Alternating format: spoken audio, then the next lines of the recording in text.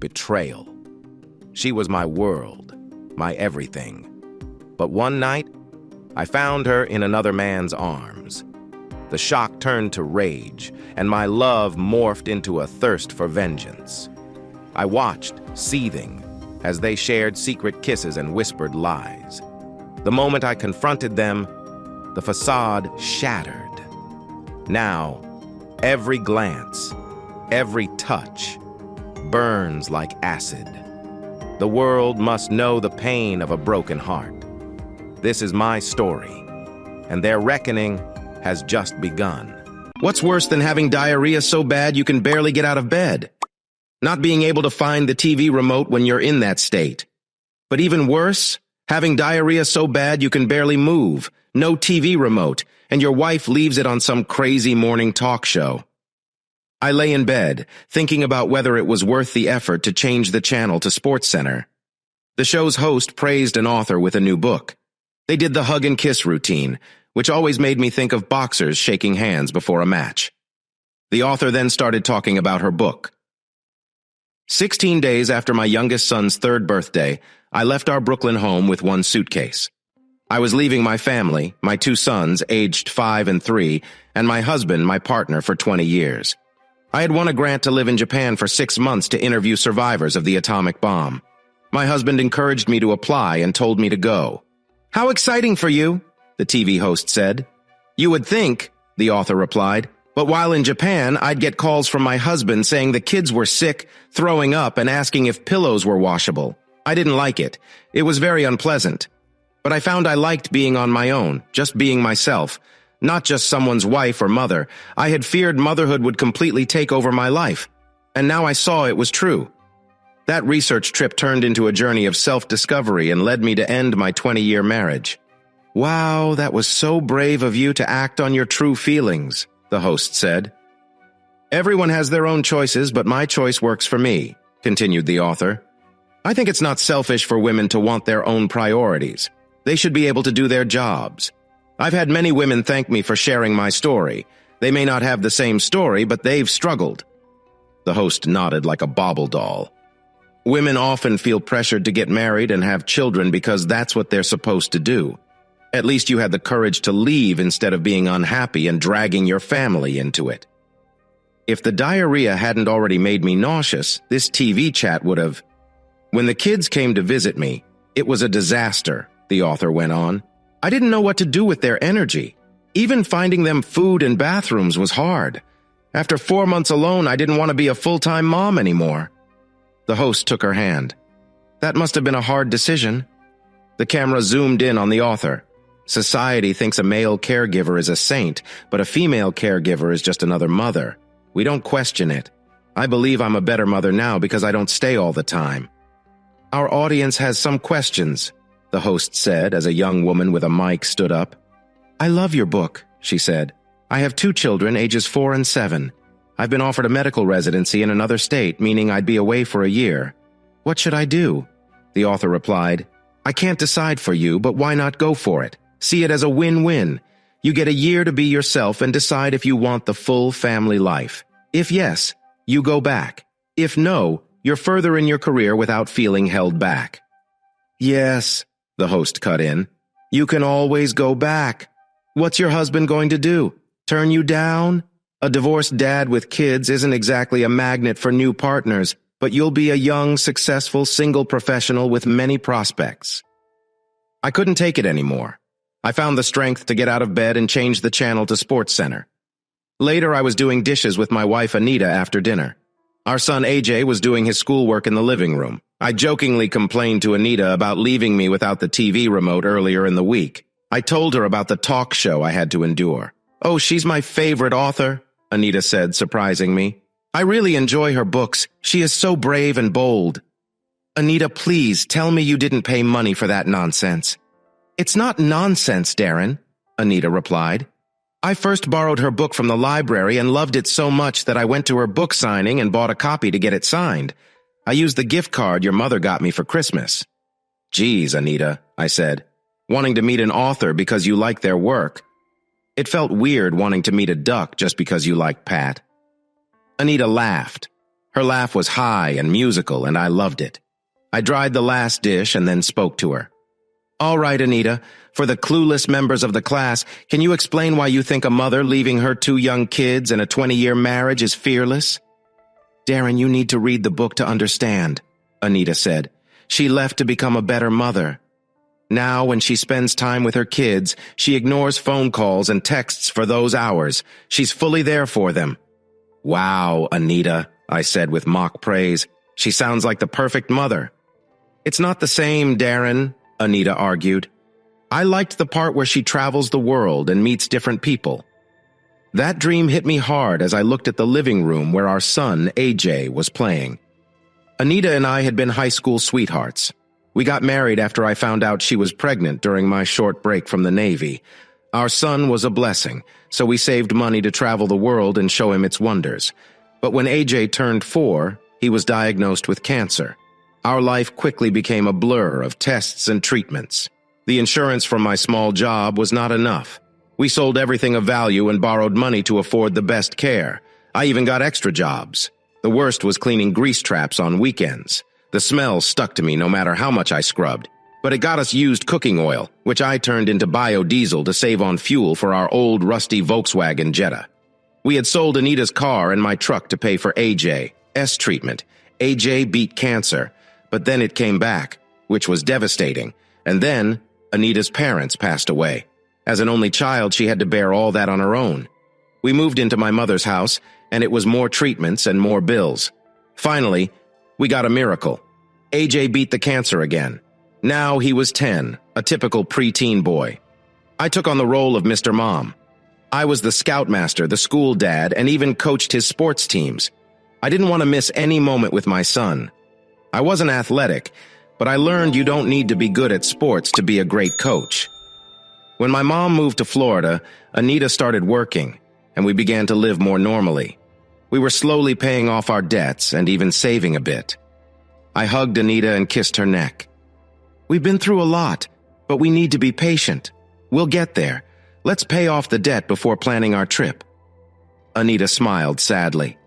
I know, Darren, it's just hard. I don't want us to end up like my parents, never traveling, only planning, with a box of brochures they never used. They lived off other people's postcards. We had this talk many times. I tried to make her smile. Anita, most people travel to far places to see things they ignore at home. Usually that made her laugh, but not this time. You know I want to see the world, but we'll do it as a family, I said seriously. Okay, Darren, Anita replied, kissing me. A well-dressed older woman sat at our kitchen table and dropped a bombshell. She was the wife of Wesley Stanford, one of the partners at the law firm where Anita worked. The firm had grown fast, adding more staff and services like home inspections and moving services. Anita had gone from part-time temp to full-time assistant in 2 years. 6 months ago, Anita excitedly announced she'd be helping at a seminar with her boss Wesley in the state capital.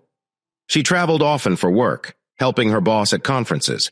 Wesley was in high demand for his talks on new mortgage strategies. Anita said these trips were great for the firm. But that's not all that had been happening. In front of me were hotel registration sheets.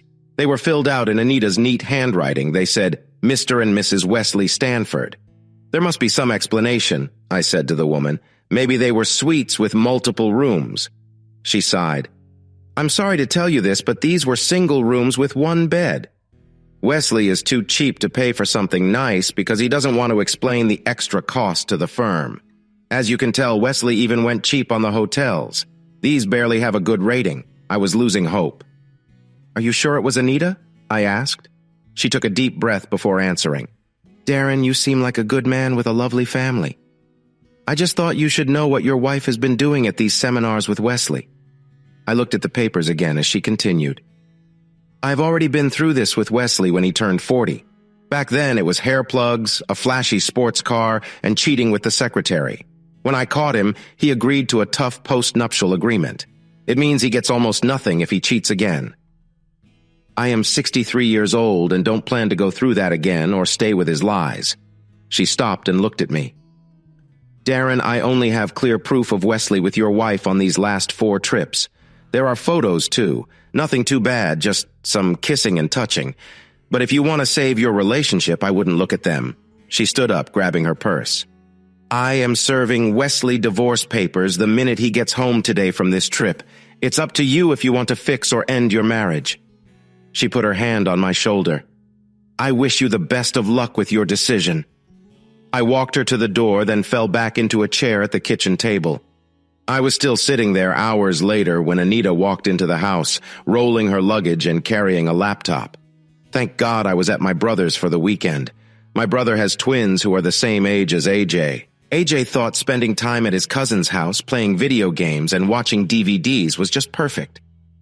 Hi, Anita said, breezing in and giving me a quick kiss.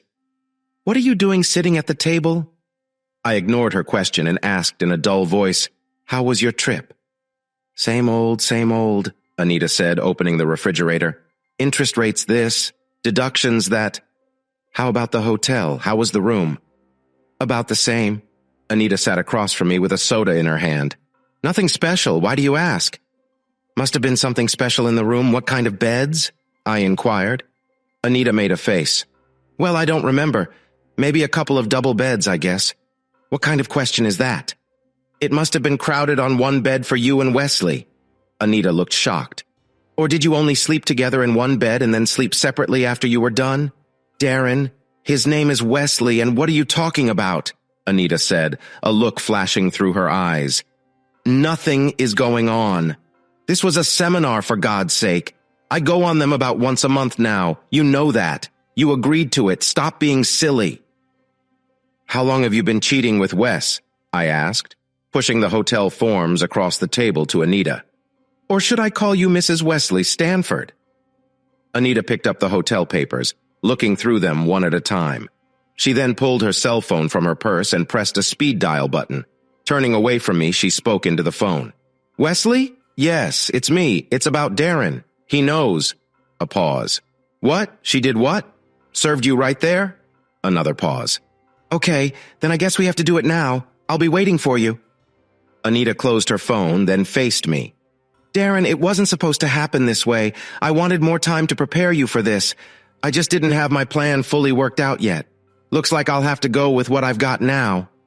I was still in shock as Anita grabbed her suitcase. It's not your fault, Darren.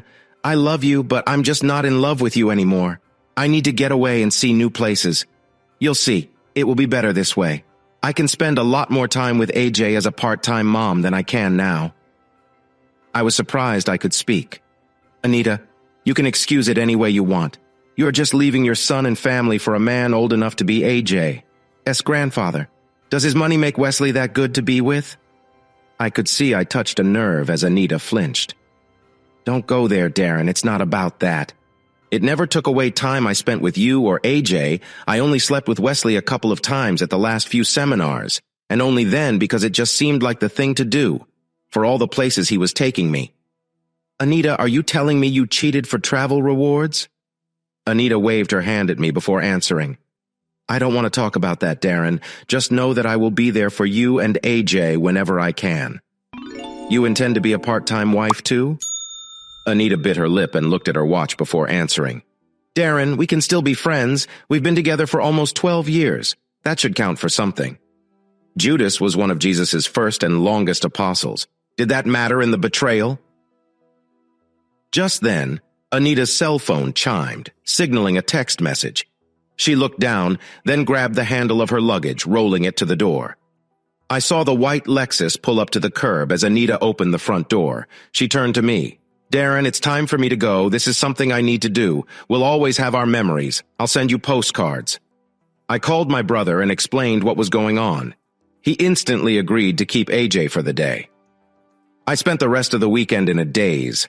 I called in sick on Monday to make plans. I was trying to figure out what to do. Cancel credit cards, get money out of the bank, contact a divorce lawyer. If so, who do I hire? A million decisions, but I was stuck in place. My whole world was upside down. I felt off balance. The front doorbell interrupted my thoughts. I almost welcomed the break from my thoughts.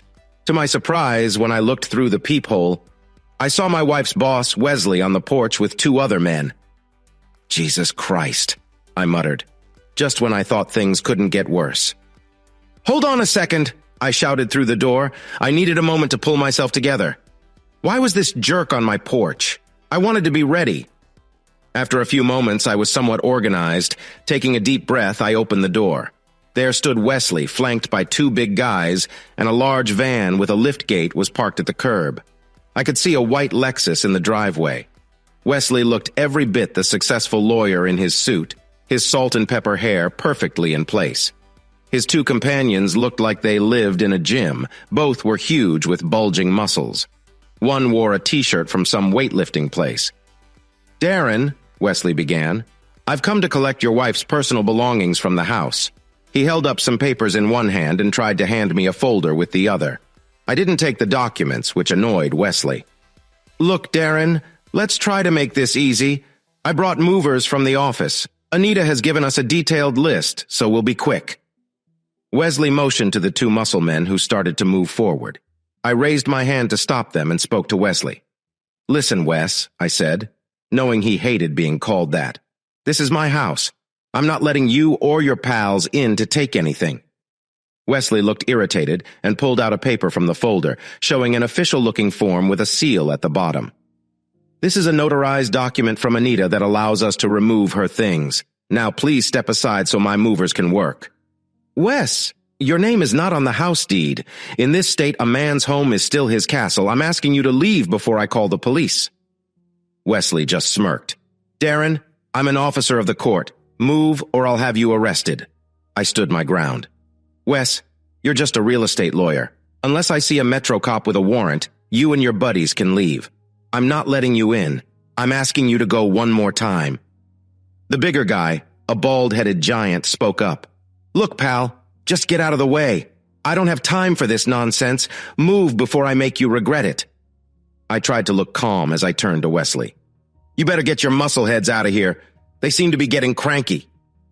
Baldy looked angry and shoved me back into the house. I stumbled against the wall. As I regained my balance, Baldy was in my face with Wesley and the other man right behind him. Mustering more courage than I felt, I shouted, "All of you get out of my house!" Baldy just chuckled. "I'm done with your crap, pal." He grabbed my throat with a hand as big as a tree trunk. "I'm just going to make sure you stay quiet until we're done." He turned to his buddy. "Looks like a light workout." I didn't want to pass out, but Baldy was so much bigger than me. I could only slap at his arm. Then, in a surprising move, I pulled a gun from my waistband and placed it against Baldy's head. I fired 3 times. Have you ever fired a gun in a small room? It's so loud it sounds like a bomb. My ears rang from the noise. Several things happened at once. Baldy let go of me and fell to the ground, screaming and holding his head. His companion backed up with his hands raised, shouting, "Don't shoot, man, don't shoot!" And Wesley? He ran out the door so fast I didn't see him leave. I just saw his Lexus speed away. Baldy was still on the ground, yelling and holding his head. An awful smell filled the air. I shouted at the other guy, "Get on the ground, face first, hands behind your head." He obeyed, which surprised me since I only knew that from watching cop shows. The echoes faded, and Baldy's screams turned into moans. I reached into my pocket, pulled out my cell phone, and turned the volume up. A tiny voice came from the phone. "Sir, are you there? Sir, are you still on the line?" It was the 911 operator I called before opening the door. "Squad cars are on the way. Sir, are you there? Please answer me." Hearing the voice, Baldy's buddy on the ground yelled, "Send help! This guy is crazy! He's got a gun, man! He's nuts! He is going to kill us all." Just then, my son AJ appeared at the top of the steps. "Dad, what the heck happened?" His eyes were wide, taking in the scene of his dad holding a gun on 2 men. "AJ, go outside and wait for the police," I ordered sharply. AJ seemed frozen in place. "Move now," I snapped to get him moving. He carefully walked down the stairs, avoiding the video camera I had set up. He passed by the 2 weightlifters and hurried out the door. As you might guess, it was tense when the police showed up. The injured man was taken to the hospital, while the others, including me, were handcuffed and placed in different squad cars until things could be sorted out. I sat in the squad car for a bit before a smiling policewoman came to take off my handcuffs. Her partner held up a bag with my gun in it. They both laughed. "You shot one guy and held down another with a starter pistol full of blanks," she said, chuckling. I shrugged. My wife, Anita, never allowed real guns in the house once AJ was born. I'm a volunteer coach for my kids' track team. Had to use what was available. Now that the drama was over, my adrenaline rush was gone. I had to focus, not to shake like a leaf. When can I get that starter pistol back? I asked. Our team has a track meet on Saturday. They couldn't stop laughing. Man, you have some nerve. That guy could have crushed you. But after that blown-out eardrum, his one ear is only good for hanging glasses. What happened to their boss, Wesley? I asked. Mr. Big Shot? The older cop said with sarcasm. He went straight to the police station. He's telling a very different story than what our 911 operator heard. Wesley tried to say I forced everyone into the house at gunpoint and tried to shoot them all. Anita backed him up, saying I was a jealous, crazy husband. The detectives let Wesley and Anita talk for a while. They even got Wesley to sign a statement. I wish I was there when they played back the 911 recordings. He hadn't even seen the video yet. As they say, the camera doesn't lie, but I was keeping that to myself for now. Wesley stopped talking after hearing the 911 recording. Anita rushed off to get lawyers and bail money. As for me, I filed a temporary restraining order, TRO, against Wesley and Anita that same day with the help of the Metro PD. The TRO was only for 5 days until the hearing, but it gave me a bit of peace. So imagine my surprise when I saw Wesley's car in my driveway 2 days later. I didn't know what to expect. Seeing Anita sitting at the kitchen table drinking wine was not one of my top guesses. What are you doing here, Anita? I asked. It's still my house too, she said, motioning for me to sit down. I stayed standing. You shouldn't be here, Anita. Didn't you get the TRO? She just waved her hand. Oh, don't be so stubborn. If the judge's kid wasn't on AJ's track team, you never would have gotten that silly restraining order. Anita, you could make that argument at the hearing on Thursday. The judge felt you and Wesley were a threat to my safety, so please leave. His name is Wesley, Darren. Wesley, she said. Did you really have to get him arrested? That was spiteful. Do you know what kind of people are in jail? It was a real ordeal for Wesley. He was there overnight. If this wasn't so serious, I would have laughed. Gee, Anita, I'm truly sorry. Did he not make friends with the other inmates? Did he forget to keep his back to the wall? Or did he drop the soap in the shower? This is not funny, Darren. Wesley could be disbarred. Anita took a drink and calmed herself. Listen, Darren, this has gone way too far. You think you hurt me by emptying the bank accounts and canceling the credit cards? Turning off my cell phone was petty. Any judge will make you give it all back or make you sell the house so I can get my fair share. Anita leaned forward. Let's end this now. Wesley will pay for the divorce and handle the paperwork. No other lawyers involved. You can keep the house. I'll take the savings and half your 401k. Let's file under irreconcilable differences. You can have primary care of AJ. We'll share joint custody and no child support. I just get a little alimony. I checked my watch before speaking. Fair share? Right, Anita. I hope you don't think I'm that stupid. For starters, alimony is like feeding a dead horse. It's not happening. You make a good salary. And remember that prepaid college plan when AJ was born? I paid it off in full. Darren, Anita said angrily, you had no right. Half of that money was mine. I had travel plans. Your name is on the contract, I said, leaning back. I took the upgrade package, adding health insurance, books, and all fees. After all, he's your son too. Anita took another drink before speaking. Well, Darren, let's see what a judge has to say about that. I tried to hide my smile. Courts care about what's best for the child. Anita, what do you think a judge will think is better for our son? Jazz education on one side or you flying first class with your new lover on the other? Anita looked puzzled and waved her hand around the room. So, are you going to sell your childhood home or give up your 401k? It doesn't matter to me. I've been with you for 12 years and I'm not leaving empty-handed. I took a deep breath before replying. Empty-handed? Right. Anita, I can't stop you from leaving to chase your travel dreams, but you won't be doing it on my money. Too bad you think AIG's welfare stops your plans. You can walk away, run away, or even hop away because my 401k is already gone. I used it to repay some of the money my mom lent us for AJ's medical bills, and you're not talking about the debt we owe. Darren, if you want the house, you should take on the debt. If I want the house.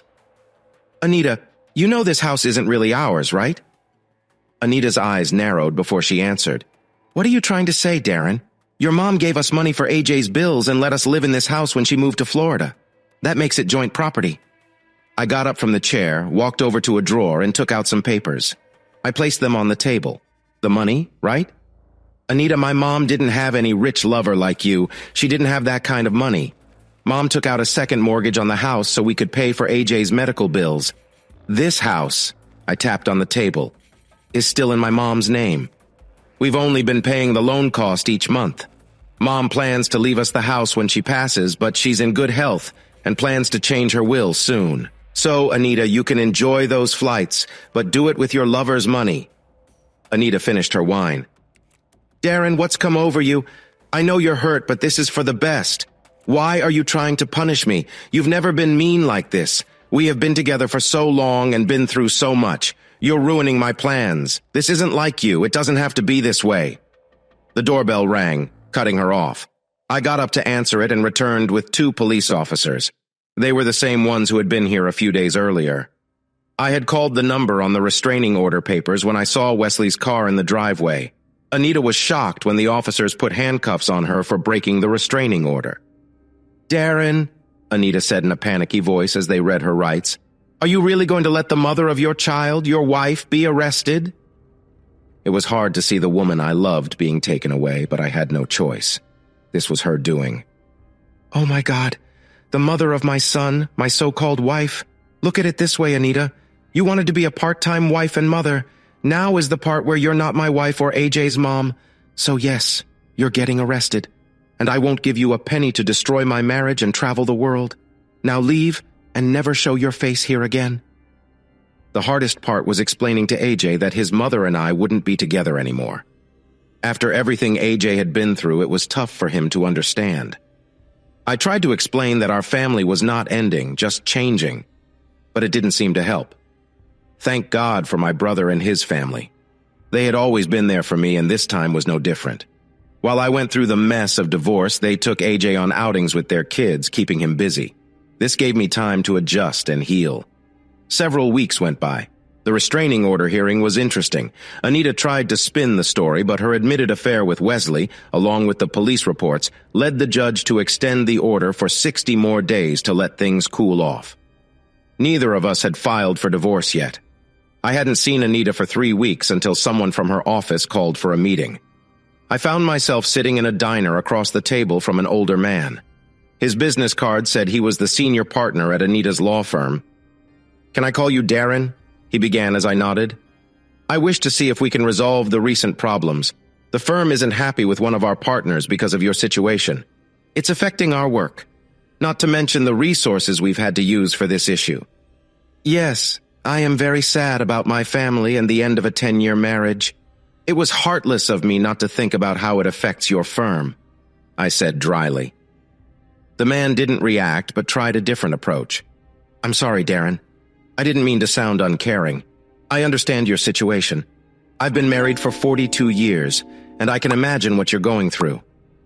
He paused for a moment as the waitress put our coffee on the table, then continued talking. But I have to think about my employees. Wesley made a lot of money for us, so even if you don't like it, his disbarment and conviction would hurt many innocent employees. They didn't have anything to do with what happened. I started to speak, but he raised his hand to stop me. Wait, Darren, let me be clear. I know you want revenge on Wesley for what he did to your marriage. I understand that, but isn't it enough to know that Wesley's wife is going to take a lot of money from him in their divorce? I don't mean to be rude, but marriages end all the time. Life goes on. I took a sip of my coffee before responding. Whenever someone says they are laying all their cards on the table, I always get suspicious. While it's true that marriages end every day, it's also true that lawyers get disbarred every day. Lawyers go to jail too. I saw a small frown on his face. And you, Darren, have made it harder to keep Wesley out of jail with your little video stunt. I laughed to myself. I had shared the video of the fight with Wesley and his friends on the internet and sent it to local TV stations. It must have been a slow news week because the 15-second clip was the funny ending on almost all the local news shows. Wesley dropping papers and running away after the gunshots looked like a cartoon. Some stations even added funny sound effects and music to make it more hilarious. A national cable show highlighted it as the stupid criminal tricks segment of the day. Darren, you should know that the assistant state attorney wasn't happy that you kept that information a secret. I poured more sugar into my coffee. If I read between the lines, you mean it messed up the deal they had to reduce Wesley's charges to something minor like a small fine with no jail time. About the same as a parking ticket. Am I right? He kept a straight face, but I knew I was right. Look, I may not have gone to college or law school, but I have friends in low places. I know how things work. Every profession has its own little club.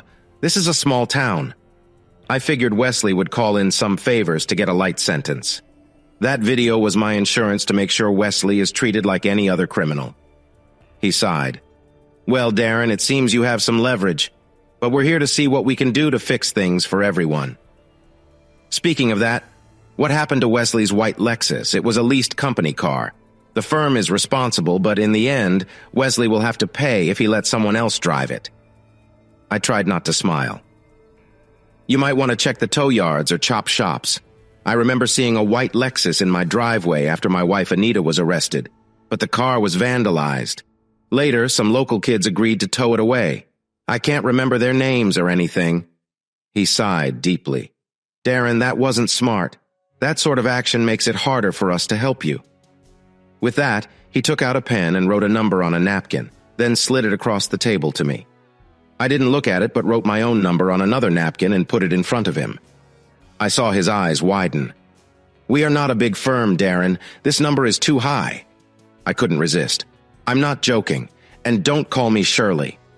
He either hadn't seen the movie Airplane, or chose to ignore the joke because he said, Darren, I don't want to give legal advice, but you know we don't have alienation of affection laws in this state. The firm doesn't have any rules against what two consenting adults do in their own time. There is no reason for such a large amount. I leaned back in my chair before speaking. This isn't about my soon-to-be ex-wife, Anita, and whether she consented or not. I plan to sue your firm in civil court for breaking into my house and trying to hurt me. Darren, the firm didn't know about Wesley's actions that day. We didn't approve of his behavior or that of the people he hired. It was a private matter between him and your wife. I adjusted my seat, then replied, Let's see if I got this right. A senior member of your firm, Wesley, shows up with 2 employees in a van owned by your firm. Wesley was holding papers notarized by an employee of your firm during business hours. He acted as a supervisor to the 2 employees. Yet Wesley didn't stop the attack by his 2 employees. Wesley broke into my house and refused to leave. Do I have it right? He called the waitress for a coffee refill. Darren, I'm not saying Wesley didn't overreact, but civil court cases can take years. I shrugged. I'm not going anywhere. Several law offices have shown interest in taking my case on a contingency basis. I named a well-known firm, and he gasped before I continued. You need to think about how you and the firm will handle the constant legal problems. There will be many depositions, endless court proceedings, and lots of courtroom time. This will hurt your profits. It's like a penalty you have to pay for letting this happen. Darren, are you looking for revenge? Let me give you some advice from an old man. Seeking revenge won't make you feel better. I'm not looking for revenge, I just want a little justice. Some people say there's no justice in the world or in court, but in this country, justice often means getting a big check. The bigger the check, the more justice you get, it seems. The man picked up the napkin with the amount I had written and glanced at his fancy Rolex watch. Darren, I'll discuss your suggestion with my colleagues at the firm. I stood up, pulled out some cash, and threw it on the table. That number on the napkin is not a suggestion, and it's not up for negotiation. You may have the watch, but I have the time. I thought I was in for a long legal fight. On Monday morning, a court server showed up with a thick folder. It had divorce papers inside, along with a big check for the amount I had written on the napkin at the restaurant. There was also a long contract attached. I spent the afternoon with a lawyer friend. The contract said the firm admitted no guilt, but required me not to interfere with any other legal matters involving its senior partners. The divorce allowed Anita to leave with only her personal things. She wouldn't get any of our money or assets, but she would take half of our debt. We would share custody of AJ, with me being the main caregiver. There would be no alimony or child support from either side. I was advised to sign the papers quickly. The divorce deal was the best I could hope for. The check would pay off debts and give AJ and me some spending money. I didn't care what happened to Wesley. That was up to the assistant state's attorney. All I could do was make noise about it. If someone takes your wife, they deserve her. I remembered an old saying from Groucho Marx, if a man takes your wife, there's no better revenge than to let him keep her. I hoped that was true. Maybe karma would work in my favor. About a year had passed since the divorce was final. All visits with AJ happened through my brother. Anita would pick up and drop off AJ at his place. This was my choice. I still loved Anita, and seeing her would break my heart. I hoped that time and distance would eventually ease the pain. My brother and sister-in-law tried to set me up on dates with some nurses at the hospital, but I wasn't ready. I threw myself into working out to fight off depression. I found swimming relaxing. It helped tire me out so I could sleep at night. Our local gym had a nice indoor pool, and I would spend hours there swimming laps, losing myself in the water. But things weren't perfect. AJ was at the age where kids start to rebel. He also resented his mother. This was a recipe for problems. It didn't help that Anita kept sending postcards of her travels. They never seemed to go beyond the tri-state area. Her trips made her miss scheduled visits with AJ, which only increased his anger toward her. I warned Anita through my brother that if this continued, I would ask the court for full custody of AJ. As much as AJ was angry at his mother for what she'd done to our family, her not showing up for visits hurt him even more. After one missed visit, I got off the phone with my brother and called AJ into the room. AJ, come in here, please. AJ appeared. Yes, Dad? I motioned for him to sit down. I just talked to your uncle. He said your mom was upset about how you acted during your visit. Want to tell me what happened? Dad, I hate going over there when Wes is around. That guy is a fool. AJ, I'm not asking you to be friends with him. Just be civil and don't do anything rash. You can't even say his name. He's still a fool, Dad. I tried to speak, but AJ kept going. Dad, he said, working at the hospital as a pediatric nurse isn't manly. He keeps making dumb comments about girly jobs. I thought college made you smart, but he's so dumb. I found this amusing. My brother had a Purple Heart from the Gulf War and a Bronze Star. He fought off an attack when his medevac chopper went down and kept his wounded comrades alive until help arrived. It was hard to keep a straight face. AJ, I know you think he's an idiot, but this is a lesson. College makes you educated, not smart. Only a fool talks like that. We both know your uncle is more manly than any football player. AJ tried to respond, but I held up my hand. AJ, did you tell your mom you would put her in a bad nursing home in Mexico when she got old? AJ mumbled something. Speak up, son. Yeah, Dad, but their computer is so old and slow. It's like you need a shovel to start it. They don't even have a flat-screen monitor. I try to use my laptop, but their Wi-Fi is terrible. The download speed is so slow we might as well be going backward in time. I let AJ talk for a while. When we started this visiting thing, I told AJ I'd rather he not tell his mom anything about my personal life. I also told him I didn't want to hear anything about Anita's life. But like most kids, he didn't listen. Between him and my brother, who kept telling me stuff Anita said when he picked AJ up, I knew way more than I wanted to about my ex-wife's problems. For example, Anita kept going on about how Wesley's wife had made things really hard with their post-nup agreement. Wesley lost his house and a big part of his business in the divorce. Wesley's wife sold her part of the business to some business investors, who made changes that his company didn't like. The other business partners were upset and made Wesley pay extra out of his share of the profits. This messed up Wesley's lifestyle. Anita had even threatened to accuse Wesley of harassment if he didn't give her a big diamond ring. Anita wanted a grand wedding. Unlike ours, which was a small family event, Wesley wanted a simple week in Vegas with a wedding chapel because of money issues. By now, AJ had stopped talking. He was just whining that he didn't want to be in his mom's wedding because it was on the same day as his swimming competition. Can I skip this one and go to Mom's next wedding? He asked. I had to cover my mouth to stop myself from laughing. This conversation was going to be long. You know how one thing can lead to another, like how a butterfly flapping its wings can cause a hurricane. My story started with a simple question from my manager. "Darren, do you have a valid passport?" he asked. "Yes," I said. "Anita, AJ, and I got one before he got sick. Then I'm well." I trailed off. My manager cut me some slack because he knew about my difficult marriage. He said, "We just got an urgent call from the headquarters. There was a car accident that hurt our team in South Florida. You need to go there on Friday to work on an engine job for a cruise ship." He smiled. "Wouldn't that be nice? A change from this cold weather?" "Wow, thanks." "But why me?" I asked, surprised. Our company had been bought by a large multinational organization a few years back. I didn't understand why they would want a small machine shop in our small town, but I was happy for the better health benefits. My manager leaned back and said, "You were in the Navy, right?" "I served one tour and never left the base after training. I worked on jet engines in Maryland." "So what?" my manager replied. "That's more than most. Plus, you know about biofuels, and this job involves fuel additives and that kind of stuff."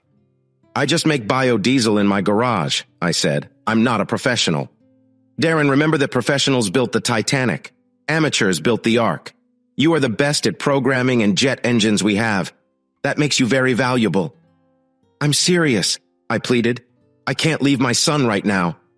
"Darren, I know your situation. I've tried to help, but I really need you for this. Consider it a personal favor." I nodded, looking down at the binder full of information I had to learn. Either be good, or get gone, I thought. I learned that modern cruise ships don't use diesel engines much anymore. Instead, some have jet turbines that make electricity, which powers special pods that hang below the ship like outboard motors. These pods can turn 360 degrees, making the ship very easy to maneuver. These electric jet turbines are cleaner than diesel engines, though the fuel is more expensive. Our company was testing biofuels made from camelina oil and algae to see if they could work in these turbines. A lot of money was at stake, and our company had a big interest in both the biofuels and the turbines. So there I was, sitting next to a grumpy senior engineer from Scotland named Seamus Isaac. I'd made the mistake of calling him English, which he found very offensive. "Call me Mac, you fool," he said as we sat on the plane headed to a port I had to look up on Google Earth. "If you have anything to say, keep it to yourself," he warned. "We are boarding a ship from the Royal Ocean Line called the Royal Viking." "I hope I don't get seasick," I muttered. Mac rolled his eyes. "This isn't a small boat, you yank. It's over 100,000 tons and has 17 decks. There's no deck 13, though. If it pulled up next to the Statue of Liberty, we'd be face to face with her. This huge ship has everything you can think of. Inside, there's an ice skating rink, a hospital, a TV studio, nightclubs, a conference center, a movie theater, shopping areas, bars, and even a Ferris wheel for the kids on the top deck. They also have their own swimming pool. The lifeboats alone are over 10 meters long, which is about 30 feet. They can hold 150 people with supplies for a week." "Mac, if this trip is such a big deal, why not wait until your team recovers from the car crash?" I asked. "Couple of reasons," he replied. "Our company isn't the only one trying to do this, and we're already behind. We need to show that our product works as soon as possible. Ship owners and captains are cautious. They don't trust new ideas that might leave them stranded. Sometimes I think they'd still want sails on their ships. And it's hard to get spots on a good ship. Good ships fill up fast. Any cabins they give to people like us is lost money. We planned this trip long ago because we knew cabins would be available due to the Royal Viking's repositioning and fear of pirates." "Pirates? You mean, like in the movies?" Mac rolled his eyes. "Have you looked at your plane ticket, you idiot? The port we are going to is near the African coast. I'm talking about Somali pirates. Haven't you seen the news? The kind of pirates your Navy SEALs dealt with?" Mac stopped a flight attendant to ask for a drink before continuing. "I'm from Special Boat Service myself. Still, we all raised a glass to the SEALs for that operation." "Mac, I didn't sign up to deal with pirates. I'm worried." "Darren, don't worry. Our ship will be far from the coast. Those pirate boats won't reach us. Besides, you're a young single guy. There'll be plenty to keep your mind off any pirates." "Mac, I'm not a cowboy. I've never even been on a horse." "Just the same," Mac said. "Did you bring what I told you?" Sure, Mac. What's all the candy and aquavit for? On a ship, these things are like currency. Booze, candy, and phone cards to call home are valuable. Our satellite division handles the data so we can hand out phone cards. The Royal Viking's officers are Norwegian, and the aquavit gets us goodwill with the captain, staff captain, and chief engineer. If it was a Greek ship, we'd bring ouzo. On a British ship, the officers prefer scotch or whiskey. You're kidding me, right? No, I'm not. We're asking these guys to do a lot of extra work without extra pay, so any little treats help. The workers from the Balkans love Tootsie Rolls, Eastern Europeans go crazy for bubble gum, and Filipino guys crave milk chocolate. Got it. Whole different world, Mac. Whole different world, I said. With over 100 nationalities on the Royal Viking, you got that right? Mac pulled out his laptop. Let's go over our plan. Mac knew his stuff. He was greeted warmly by his old friend, the ship's captain, a big blonde guy named Sven. The bottles of aquavit smoothed my introductions while the crew was happy to help as we handed out phone cards. It felt like Halloween, passing out pockets of candy, but I followed Mac's lead. Our project was going well.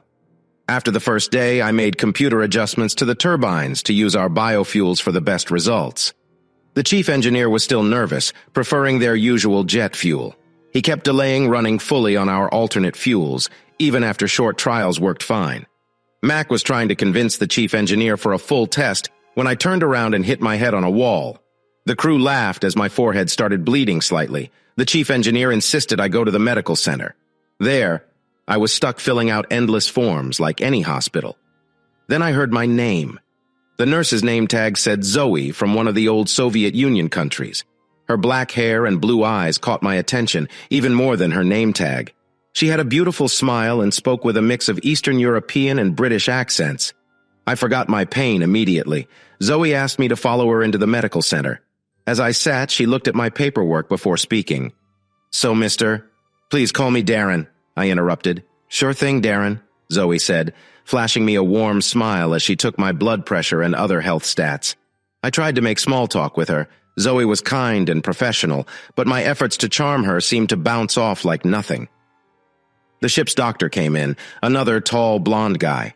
After a quick checkup, he said I was clumsy, but in good shape with no real injuries, just a bruised ego. He shook my hand, then left. Darren, Zoe called out. Yes, I answered quickly. Let's get you some aspirin, just in case you get a headache later. No worries, Zoe, I've got a hard head. I tapped my forehead with my knuckle. Zoe looked puzzled. What does hard head mean? Never mind, Zoe, I was just trying to keep the conversation going. I hadn't dated in over 10 years and didn't know what to do. Zoe, will I see you later? Zoe gave me a half smile. Well, Darren, I'll be at the officer's bar at 8 p.m. She paused as I looked confused. Darren, that's 8 p.m. in your time. I'd like to see you there. I said goodbye to Zoe and then saw my Filipino junior engineer standing in the lobby staring at me. What? I asked. The small engineer chuckled. I have never seen Zoe smile before. We call her the Ice Queen on the ship. She is always nice, but keeps everyone at a distance. Can you share some of those charming lines you used on her? I laughed. Not all of us are from New York or L.A. There's a lot of America between the coasts. Let's get back to the engine room. That evening, the officers brought out the aquavit I had brought. The bar was filled with all sorts of accents. Nordic, German, Eastern European, Caribbean, and several others I didn't understand. I found the biggest challenges were with the UK folks. As an American, I realized we shared the same language but used different words. Torch meant flashlight, spanner meant wrench, lift was an elevator, petrol was fuel, and bonnet was a car hood. Same language, different words. I saw a Spanish crew member ask his Dutch friend if they should speak English or American. At first it didn't make sense, but now I got it. These people could drink. Mac had warned me on the plane. Look, Darren, no matter how well you think you hold your liquor, any 20-year-old Aussie girl will outdrink you. Unlike in the States, many countries don't have strict alcohol age limits. These kids were drinking while you were sneaking beers at graduation. I took Mac's advice, sticking to ginger ale after a few toasts with the aquavit.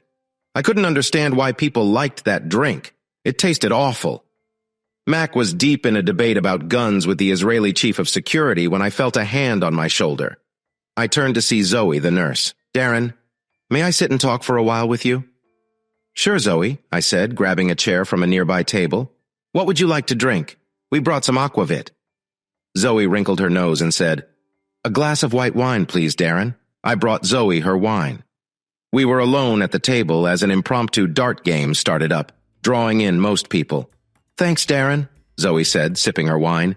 No problem, Zoe. I searched my mind for something to say. How long have you been working on ships? This is my second contract on this ship, Zoe said. I did 2 other contracts on its sister ship. How long is a contract? Zoe smiled before answering. My contracts are between 6 and 8 months on the ship with about 6 to 8 weeks off. Do you go home then? Where is home for you? Zoe paused before answering. I usually stay a few days with friends from the crew. If not, I stay in hotels. Home is a long story. I could listen to her talk all night, but I felt this wasn't the time for that story. Do you like it? I asked, keeping the conversation going. Yes, Darren, it is not a bad life. Enough about me. Tell me about you and your life in America. I gave Zoe a brief version of my life in my small town. I showed her a picture of AJ on my phone and explained why I was on the ship. Zoe returned my phone. You and your wife must be very proud of him.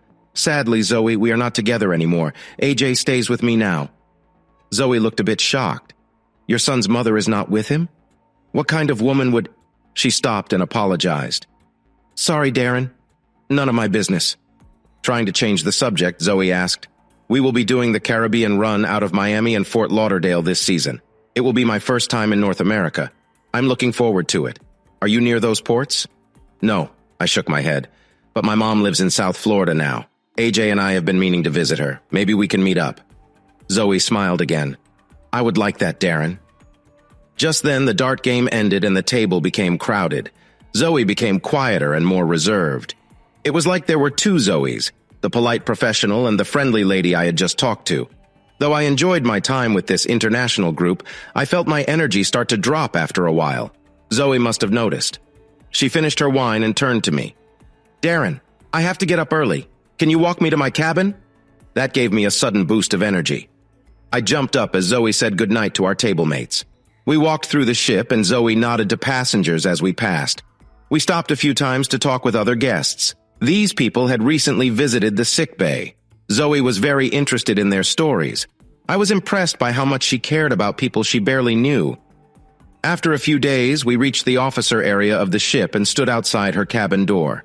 Zoe looked me in the eyes. Darren, I like talking with you and want to spend more time together. But this ship, though big, is still small. I don't want to be just another fling, she said. Then she gave me a powerful kiss. As I tried to hug her, she stepped back. Darren, there's something you need to see first. Zoe pulled back her hair with one hand, revealing the left side of her face and shoulder. Her skin was discolored and rough. I looked for a moment. She turned away, letting her hair fall back and fixing her shirt to cover the scars. Childhood accident. Darren, I understand if you're uncomfortable, she said, facing me. I finally found my voice. So what, Zoe? That doesn't change the fact that you're a great person. You didn't have to show me that, but I'm glad you did, I said with a shrug. Zoe smiled and touched her finger to my lips. You're kind to say that, even if you don't mean it, she said, shaking her head as I tried to speak. Darren, think about it. If you still feel the same way, meet me for lunch on the top deck tomorrow. With that, Zoe went into her cabin. I couldn't wait until lunch to see her again. Mac was in better spirits now that our major issues were resolved, but he still couldn't convince the chief engineer to use more fuel. At noon, Mac and I met some older folks from his country who were on holiday with their wives. They chatted and shared old war stories. The elderly Scots were telling tall tales about the good old days. I was waiting for Zoe to show up, so I wandered away from the group on the top deck. Suddenly, one of the Scotsman's wives screamed, "Pirates! Pirates!"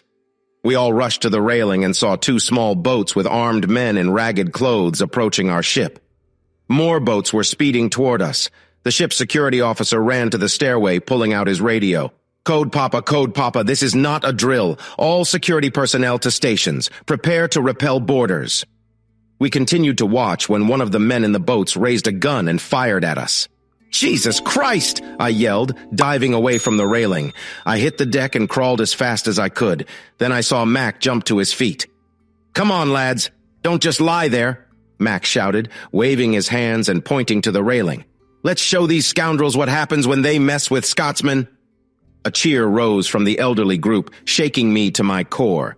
The Scots jumped up and grabbed bottles from the tables, racing to the railing. They started throwing bottles, jugs, and anything else they could find at the pirates. After the bottles ran out, they threw deck chairs, ignoring the gunfire coming from the boats below. I watched in disbelief as these old men picked up entire tables and threw them over the side. It wasn't just the men. The women were throwing things too. Shoes, umbrellas, anything they could find became weapons. I couldn't believe it, but it looked like their efforts were working. The small boats backed away as the barrage continued. On the deck above, I saw the ship's security setting up strange devices. Our ship sped forward. Mac, pointing at the devices, said, "Give them a blast." He had a big grin on his face as he helped me up. "One of our divisions makes these noise machines. They'll blow out eardrums with a focused sound beam." I was scared, but Mac seemed to be having fun. "Look there," he said, pointing to a larger boat in the distance. "That's their main ship. The small boats wouldn't have made it out here without it." "Can't we just outpace them?" I asked, trying to keep calm. "We have to deal with that mothership, or they'll keep coming after us," Max said, just as our ship turned and headed at full speed toward the larger boat. The old Scots were still crowded at the railing, shaking their fists and yelling curses at the pirates, daring them to come back. One elderly man pulled down his pants and mooned the pirates. Then more followed, bearing their backsides. Soon, over 3 dozen pale, white, wrinkled behinds were visible over the railing. Even though I was really scared, that sight made me laugh. Meanwhile, our ship was rushing towards the pirates' main ship at full speed. A bunch of small boats were chasing us like angry sea dogs. Some pirates saw what our captain was doing and started shooting at us with small guns and rocket launchers. As we got closer, our captain sped up even more. The pirates' main ship tried to get away, but Captain Sven wasn't letting them. Our ship shook for a moment as we crashed into the back of the pirate ship. The crash broke off the pirate ship's propellers and most of its tail. We cheered loudly as Mac shouted, "That ship is done for! It can't move!" I felt happy for a moment, but then I saw another problem. The pirates in the small boats were now trying even harder to get on our ship since their main ship was damaged. Their only options were to get on our ship or be stuck in the middle of the ocean, which could mean a slow death. I ran to the engine room, getting thrown against the hallway walls as Captain Sven made sharp turns to try and flip the smaller boats. When I reached the engine room, I quickly told the chief engineer what I wanted to do. The big Nordic man gave fast orders to his team, then turned to me and said, "Go, Darren, let's give them pirates some Viking thunder." He slapped me on the back so hard I almost fell. I followed the young Filipino engineer who was holding a box and running ahead. He led me to an upper deck. Standing at the back of the ship, we saw at least a dozen small boats getting closer. A loud gush came out as our ship dumped hundreds of gallons of modified jet fuel into the water. The Filipino and I grabbed some flares from the box as the pirates got closer. I'm pretty sure I've done dumber things in my life than throwing lit flares onto a fuel-covered ocean, but I couldn't think of any right then. The first few flares went out or didn't do much. I knew the fuel must be floating on the surface, so I tried not to panic as a pirate boat got really close. Suddenly, I remembered it's the fumes from the fuel that burn, not the fuel itself. We were down to our last flares when, unexpectedly, a huge blast cracked through the sky. The ship's wake had stirred up the fuel enough to create fumes, which then ignited. We didn't know it, but I'd accidentally made a small fuel air bomb close to the water's surface. A fireball spread out, sucking oxygen from the air, and a mini mushroom cloud rose up. The Filipino ducked down behind the ship's railing, but I was still standing with my mouth open, staring when the blast hit me hard. The last thing I remember was being thrown several yards into the back wall before everything went black. I tried to open my eyes, but I couldn't see clearly. It felt like the worst hangover ever. My head hurt so much, my face felt stiff. It was like someone hit my body with a hammer. Even my hair hurt. "About time you woke up, you lazy," someone said in a thick Scottish accent as I turned my head. My vision cleared. Mac was sitting beside me in a chair. I was in a bed, but it wasn't my small cabin. I was in a big bed, in a huge room with paintings on the wall. I even saw a grand piano reflected in large glass doors that led to a balcony overlooking the sea. Mac saw my confusion and grinned. "Not bad, Darren? After your little Texas barbecue stunt, the passengers in the royal suite insisted you stay here to recover. They moved to another cabin." "I'm not from Texas, but I do make a mean BBQ," I said, still looking around. "Mac, this is too much. I just got lucky, that's all." Mac got up, rubbing his hands. "I'd rather be good than lucky any day, Darren. The whole ship is talking about what you did. They're saying you drank the fuel and shot flames from your backside at those pirates." I tried to smile, but my cheeks hurt. Mac got a serious look. "Darren, what you did took quick thinking and a lot of guts," he said. He paused, then smiled again. "It was almost worthy of a special boat service medal. Now don't get a big head," I said almost. I touched my face. It hurt a lot. Mac started pacing. "Never thought of ducking for cover, Darren. My instructor used to say, to be sure of hitting the target, shoot first, then call whatever you hit the target." I tried to sit up. "Mac, I thought I was a goner when that blast hit me." Mac grabbed a mirror and shoved it in my face. "You fool! You're too ugly to die." I gasped, touching my face to make sure it was really me in the reflection. My eyebrows were gone and a lot of my hair was singed. Some white cream was on my nose and lips, and the rest of my face looked like a bad sunburn. My left eye was swollen with red, purple, and yellow shades around it. Just then, Zoe came out of the bathroom. She looked professional in her medical outfit with a stethoscope around her neck. "Mac, I'll make you leave if you upset my patient." She then put a thermometer in my mouth and wrapped a blood pressure cuff around my arm. Mac ignored Zoe. "I have more good news, Darren. The ship used up most of its regular fuel dealing with those pirates, so the Royal Viking has been using our biofuel for almost 2 days now." He got up and clapped his hands. "It's been working really well, too. Even the stubborn Norwegian chief engineer is happy." Zoe turned, pointing at the door. "That's it, Mac. Out. Don't make me get the captain to call security." "Okay, lassie, I'm going. Mac gave me a salute as he left. Zoe turned to me.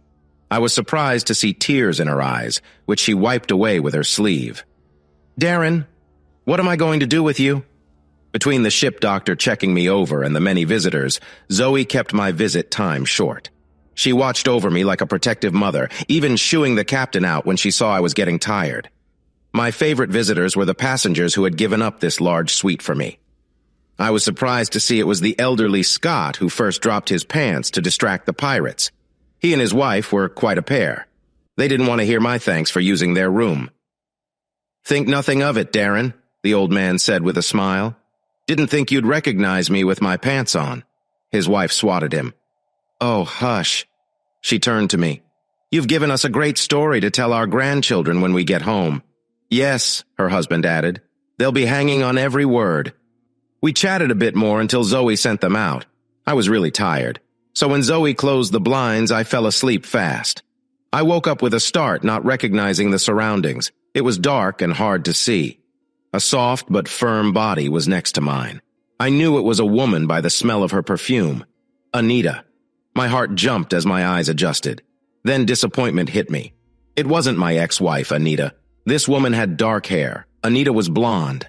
As my fingers touched the back of her neck, I felt rough skin.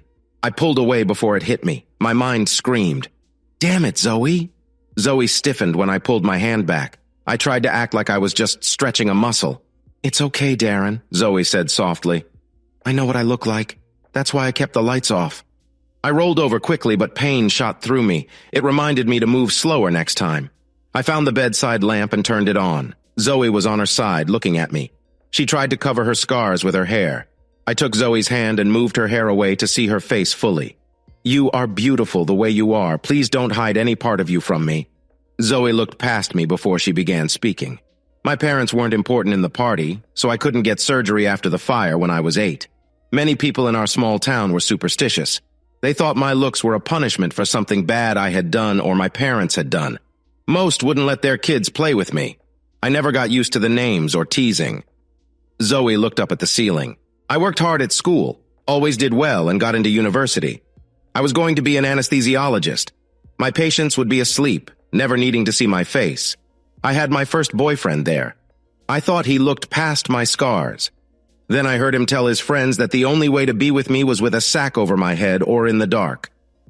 Zoe took a deep breath but continued. I forgot about him and focused on my studies. I became a very good anesthesiologist, Darren. Always top of my class and in high demand at government hospitals. Then my father upset the party. They took him and my mother away. A patient warned me, so I ran from the country before the government police could find me. I ended up in different parts of Europe with no way to prove my qualifications. I couldn't practice medicine anywhere. I finished a nursing course while working nights as a cleaner. Zoe turned to face me, propping herself up on her elbow. That's my sad story, Derek. As I said, this is a small ship and I'm not what you'd call a loose woman. If you want me to leave, I will. I held Zoe's chin so she was looking directly at me. You are the most amazing woman I have ever met. I feel like I've been whining about my little problems while you've been so brave. I saw her eyes shine with amusement. And Zoe, as for wanting you to leave, I grabbed her and kissed her. Zoe smiled as she began to kiss me back. Darren, can we turn off the lights? I may be too hurt to die, Zoe, but there is no way I'm turning off the lights. Not a chance. Hear that? I said, pulling her closer. I wish I could say our night together was magical. But if you've ever tried to kiss someone with burnt lips and lots of bruises, it's not easy. It was a slow and careful night. The only magic was that we could do anything at all, let alone twice. Sadly, 4 days later, Zoe and I said goodbye. She promised to visit me when her contract ended. I was already looking for plane tickets for when the Royal Viking would be in Florida. The pirate event got a lot of airtime, but it was old news by the time I got home. My son and brother's family were a bit shocked by how I looked, though I had healed up a bit. All I could say was, you should have seen the other guy. When I returned to work, my co-workers had a small party for me, complete with a pirate-themed cake. They decorated my workspace with pirate stuff. My workbench was loaded with pirate gear, a skull and crossbones, a fake eye patch, a stuffed parrot, and a toy sword. The machinists even made me a wooden leg. For the first few days, jokes about Blackbeard and Captain Jack were non-stop. I laughed along, so I thought it was a gag when I was called into the manager's office to meet a serious woman with a slight German accent. My boss, Darren, introduced her. This is the corporate HR manager. She's here from headquarters about your move to the South Florida division. Things got strange after that. The corporate lady looked shocked. Apparently, my old friend Mac needed me down south immediately. He was ready to pay a lot to get me there as soon as possible. All my arguments were shut down. Concerned about my home? The company would buy it at market price, pay for a year's rent, and hire a realtor to find a new place. Didn't want to sell? They'd hire a management firm to rent it out. Moving? The company moved entire families overseas all the time. Just get on a plane. Movers would send my stuff to me or put it in storage. Money? The new job came with a huge raise and perks I only dreamed about, including stock options and profit sharing. That night, I talked to my son AJ about moving to Florida. AJ said, Dad, sunny Florida instead of this cold slush? Plus, we get to see Grandma? When do we leave? The next day, my brother surprised me. Darren, we're coming with you, he said. He and his wife, both nurses, could find jobs anywhere. Their kids would benefit from being near Grandma, and they were tired of the cold weather. Right there, we ended up renting a big house near the beach outside Fort Lauderdale. Life was great. My mom loved having her grandkids near. My job with Mac was exciting. The cruise industry was huge but close-knit and centered around Miami. Everyone knew about the pirate incident and wanted to hear the story. Mac, a natural salesman, paraded me around to market our products, from biofuels to communication gear. I was at a cruise port nearly every day or giving presentations at corporate offices. I met more people from more countries than ever before. AJ and his cousins practiced Spanish with their new Latino friends. One day AJ asked me, Dad, why don't these people here speak Spanish the way I learned it? I chuckled. AJ, maybe your teacher from Madrid taught you the formal way, but your friends speak it their whole lives. South Florida had a rich Latin community. I even picked up a few words myself, though my attempts made AJ and his friends laugh. Seeing Zoe every 10 days when the Royal Viking docked was the best part. I was nervous about AJ meeting Zoe, but they hit it off right away. Look, Dad, AJ said, showing me a knot he tied with one hand, taught to him by Zoe. Not bad, AJ, I said. AJ replied, Zoe is awesome, Dad. She speaks 7 languages. Zoe smiled and hugged me. AJ showed off some foreign words he learned. Did I say that right, Zoe? He asked. Perfect, Zoe said with a playful look. What does it mean, AJ? I asked. It means eat dirt and die in Uzbek, he beamed. Zoe laughed. Oh, Darren, it's fine. How many people in South Florida are going to understand him? After getting the right security passes, I took AJ with me to visit Zoe on the ship. Crew members kept AJ entertained while Zoe and I had some private time. AJ explored the entire ship and learned to curse in many languages, which made me a bit worried. But one Monday morning, everything changed with a phone call. Hello, Darren. I recognized Anita's voice instantly. Yes, this is Darren. Who's calling? I teased. Darren, you know this is Anita, she said calmly. It can't be Anita. I asked her not to contact me unless it was about AJ, I responded. I want to see my son, Anita continued. Anita, the court gave me sole custody because you missed too many visitations, I reminded her, switching my phone to the other ear. I understand, Anita. Traveling with Wesley made things really hectic. They say that behind every successful man is a woman. But is there a saying for a married secretary cheating with her boss? Darren, stop being rude. I want to see AJ. He is still my son. Anita, you can't just get AJ excited and not show up. He's your son, not a hair appointment. No need for a lecture, Darren. Leslie has a timeshare near you. We plan to visit next week. Can I take AJ for a long weekend? Leslie has a boat. AJ can go water skiing. Anita, this weekend AJ has plans to go to the Marlins baseball game with my brother's family. I'll be working on a ship. I checked my watch. Yes, I heard you're doing boat engine work. Little fishing charters and stuff, right? So happy for you, Anita said sarcastically. Yeah, something like that. Well, can I have AJ this weekend or not? Darren? Yes, Anita, you can, but don't mess this up. Promise to come and show up.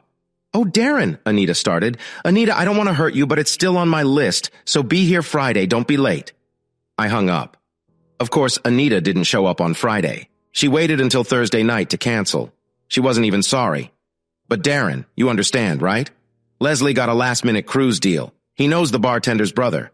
We could get upgraded. It's my first trip out of the country. Damn it, Anita, you can't do this to your son. I was very angry. I won't argue with you about this, Darren, Anita replied. I don't argue with fools, Anita. Fools just drag you down and beat you with experience, I said. You get all worked up. Now I have to clean up this mess. Darren, don't be so dramatic. He will understand, Anita said. I'll make it up to him another time. Don't bother. I hung up. I should have been happy. The Royal Viking was in port. I would be on her for 3 days uploading new engine software before she went into dry dock. I was staying with Zoe in her cabin, but Anita's stunt with AJ had put me in a bad mood. Thank God my brother took his godfather duties seriously. He got the extra ticket back so AJ could go to the Marlins baseball game with his cousins. My mood brightened when Zoe hugged and kissed me. She sensed my mood. Everything okay, Darren? She asked, running her fingers through my hair. Did I do something wrong? I explained the situation with Anita and AJ. Zoe was understanding. That's terrible, Darren. We must do something for AJ, Zoe said. But I have some good news. Actually, 2 pieces of good news. I could use some good news, Zoe. Come on, don't tease me. Captain Sven heard you were coming. He wants us to join him tomorrow in the passenger dining room. I even got you a tux. We can get a formal picture together. Zoe was almost beaming. I tried to be excited for Zoe's sake, but wearing a tux was not my idea of fun. Zoe continued. Better yet, Darren, during the 10-day dry dock, I'm not needed, so I can either stay on the ship doing firewatch or I can join you. No way are you staying on the ship. I picked Zoe up, hugging her. You are staying with me. AJ wants to see the sights. We are going to show him the best of South Florida. Darren, put me down! Zoe squealed as I set her back on the ground. She gave me a look, then said softly, I hoped you would say that. The ship's tailor did a great job. The tux fit perfectly. I looked really good if I do say so myself. Zoe looked stunning in her evening gown, and I enjoyed the night. Captain Sven was a fine host. The food was excellent. Suddenly, an angry male voice shouted from behind me. What the hell is he doing here? The room went silent. Everyone at the table turned. I was shocked to see my ex-wife Anita standing there with a red-faced Wesley. Captain Sven rose. He towered over Wesley. When Captain Sven spoke, his voice was full of authority. "Excuse me, sir. This man, Darren, is an honored guest of the Royal Viking and her crew. Now, if you will be kind, the waiter will show you back to your table. Have a good evening." Anita's face had gone pale white. She seemed more shocked by the sight of me in a tux at the captain's table than I was seeing her. Wesley, however, had had a few drinks, and he wouldn't let it go. Forget that. Listen here, Love Boat wannabe. We get stuck at a crappy table by the kitchen while this guy points at me gets to sit at the main table. No way, sailor boy. Captain Sven stared at Wesley, who started to back down. Sir, I assure you the food is just as good at every table in this dining room. Now, will you let my staff provide you excellent service, or shall I have security remove you? Anita looked like she wanted to disappear. She tugged at Wesley's sleeve. Wesley, Anita said in a low voice, everyone is staring at us. Let's just sit down. Wesley turned on her. Forget you too. I don't need you telling me what to do. You give me a half-hearted excuse for a kiss before dinner, and now I see this crap. I'm going back to that tiny room without a window they call a cabin. With that, he stormed out of the dining room. Anita stood there, stunned, with her hands on her face as everyone stared at her. The room was silent. I knew I shouldn't, but I couldn't resist. I cleared my throat loudly. Everyone stared at me as I glanced at my ex-wife. Hello, Anita. It's a surprise seeing you here. I raised my wine glass at her. Maybe we'll bump into each other on the ship. I'm in a suite on the upper deck. Where are you staying? She replied. In the west section. Bunk beds. Anita's face broke into tears and she ran out of the dining room. After a moment, everyone went back to their conversations. I waved over the wine steward. Anyone want more to drink? I planned to sleep in the next morning since my task was done. The ship wouldn't reach the small Haitian island until the afternoon, but Zoe woke me up at 7 a.m. Darren, get dressed quickly. You need to come to the broadcast room. The captain is going to kick your ex-wife and that guy off the ship. I was instantly alert. As I pulled on my clothes, I asked, Zoe, what happened last night? Your wife's guy got really drunk and rude with the casino staff. Then he fought with some guests. It gets worse. During the commotion, a bag of cocaine was found on him. I had to laugh. This was too good to be true. Wesley getting caught with drugs. Not even Christmas could beat this. I got dressed quickly. We soon reached the broadcast room and watched a live feed from the conference center. One camera showed Captain Sven at a table with the staff captain, hotel director, and other staff members. Another camera showed Anita sitting in a corner looking terrible. The third camera tracked Wesley pacing the room. He was in messy clothes and unshaven. A tech handed me a headset. I adjusted the volume and tuned in to catch Wesley yelling, I won't tolerate this kangaroo court. I'm an attorney and a U.S. citizen. I know my rights. You can't keep me against my will. I'll sue all of you. When I'm done, you'll be lucky to command a toy boat. Captain Sven looked bored as he read some papers. He then turned to Wesley. This is a captain's mast hearing, not a court. Yes, as a U.S. citizen, we cannot hold you against your will. In fact, we can't hold anyone against their will. But under Admiralty law, I am the master of this ship. I must ensure the safety of everyone on board. I have seen the footage and read the reports. You attacked my staff and tried to fight other guests. You are a risk to this ship and everyone on it. The only thing I can do is remove you from the Royal Viking. Wesley punched his hand. Fine. Give us our money back and get us a plane off this island. I'll see you in an American court. Captain Sven stared at Wesley. Under maritime laws, like the Safety of Life at Sea and the Shipping Act of 1984, I must only ensure you have enough food, water, and shelter. Anita spoke up. You can't leave us on this island. The captain replied, This is a private resort under a long-term lease from Haiti. We will drop you off outside the gates with your belongings. After that, you are on your own. Wesley became furious. You can't leave us here. The locals would love to mess with us. He pointed to Anita. Do you know what they'd do to her? I thought, wow, Wes, you're unbelievable. Captain Sven did not react to Wesley's outburst. I reject your racist remarks about our hosts, he said. He then held up a clear evidence bag with white powder inside. We have video and statements that show this was in your possession. Our field test confirms it is a banned substance. Captain Sven handed the bag to the security chief. I can report you to Haitian authorities for drug possession. They would handle your transport and accommodation. But I don't think that would be good for you. Do you understand? Wesley looked defeated. Anita started crying. Captain Sven nodded to the security chief. Please escort these two off the Royal Viking with their belongings. I put down my headset and smiled at Zoe. Pulling a pack of gum out of my pocket, I tossed it to one of the techs. Hey, can you make me a DVD copy of this? Between AJ and me, it wasn't clear who was more excited about Zoe visiting. We played tourist every day, visiting the zoo, the beach, and seaquarium.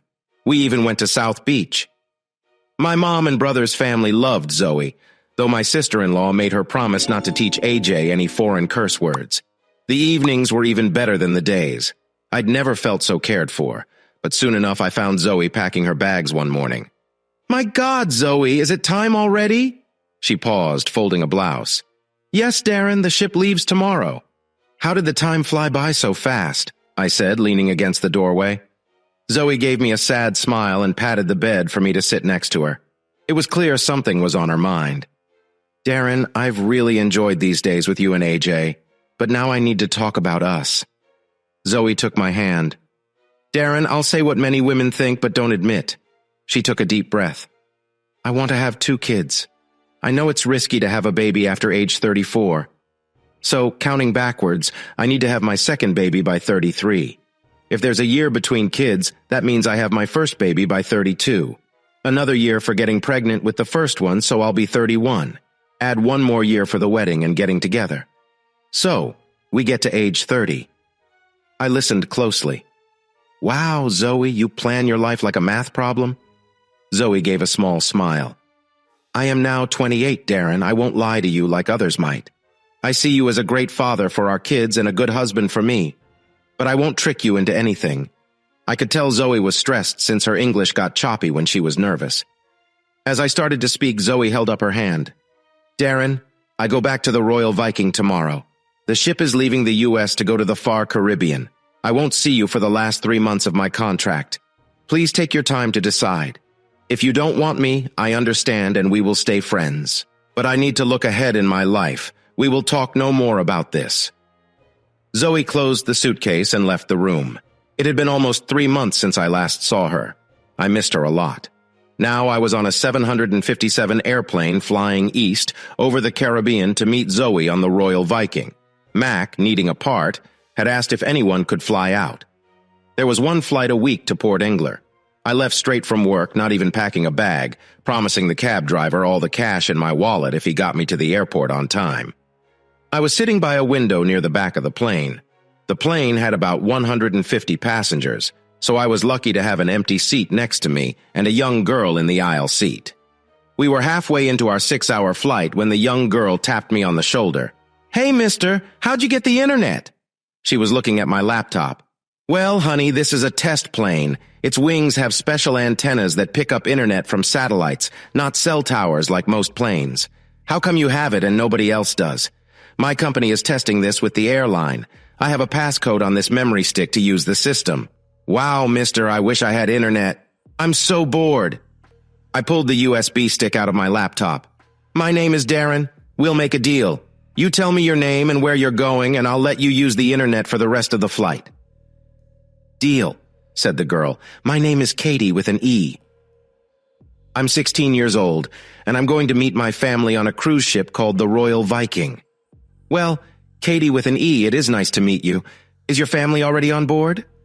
I motioned for her to give me her laptop. Katie was giggling at me. You can just call me Katie. But yeah, everyone is already on board. My dad is some big-shot political guy. They're filming a reality TV show about him. I didn't want to come, but Mom made me. She says we have to support Dad. It's so stupid. I handed Katie back her laptop. Your mom is right. Families should stick together. I think it's great you are helping out your dad. Katie was already logging into her Facebook page. Sure, whatever. We had about an hour left in the flight. I was staring at the GPS display on the seatback screen when I got an idea. Katie, let me borrow your laptop. I want to show you something. After Katie handed me her laptop, I logged onto the Royal Viking website. I turned the screen to face Katie. See that? I pointed to the laptop display of a real-time GPS coordinate of the Royal Viking. If the plane's GPS is accurate, we should be passing over the Royal Viking in a few minutes. Maybe we will see the ship out the window if there are no clouds." "Cool," Katie said. I nodded. If we had a parachute, we could jump right on top of the ship. "You're right," Katie laughed. Suddenly, a huge bang shook the aircraft. The plane started to shake badly. "Darren, what's going on?" Katie grabbed my hand. "I'm scared." "Me too," I thought. I was so terrified. My back was completely tense. But I tried to calm the young girl. "Stay calm. I'm not sure what's happening, Katie. They should make an announcement soon." The captain came over the speaker, and it was not to wish us happy birthday. "Ladies and gentlemen, I'm afraid we have a major malfunction. Please listen to your flight attendants. We may need to make an emergency landing in the water. If that happens, follow the flight attendants' instructions. I have sent out a distress signal, and the Coast Guard is on its way." The flight attendants looked pale as they went down the aisle, trying to calm passengers. "What does that mean, Darren?" Katie's face was very pale. "Katie, honey, the plane may need to land in the water. It looks like we are going for a little swim. I don't want to die." Katie started to cry. I took her chin in my hand. "Look at me, Katie. You are going to be fine. You are with me, and I'm too tough to die." This made Katie smile a little through her tears. It also gave me an idea as the plane started to shake more, losing altitude. I swiped my credit card into the phone on the seatback while looking for a phone number on my BlackBerry. I had to go through greetings and menus, pressing a series of buttons, as an automated voice told me the cost of the call, making sure I acknowledged the charges. I didn't care. They could bill me later, but if I died in the crash, they could forget about getting any money from me. I punched in a series of numbers. Finally, after what felt like forever, I heard a familiar voice. "Hello, this is Captain Sven." "Captain Sven, it's Darren." Captain Sven quickly interrupted. "Darren, it's great to hear from you. Max said you'd be joining us at the port. Did you bring any more aquavit?" I could see the ocean getting closer through the window. "Captain Sven, listen, I don't have much time. I'm on a plane about to crash a few miles from your location." I quickly gave him the last coordinates I saw on the plane's GPS. Captain Sven immediately switched to a serious tone. I heard him shout something to his crew before returning to the call. "Stay safe, Darren. We're coming faster than a storm." Then the line went dead. I cursed under my breath and put the headset back. The flight attendants were still guiding everyone when the intercom blared, "Brace for impact."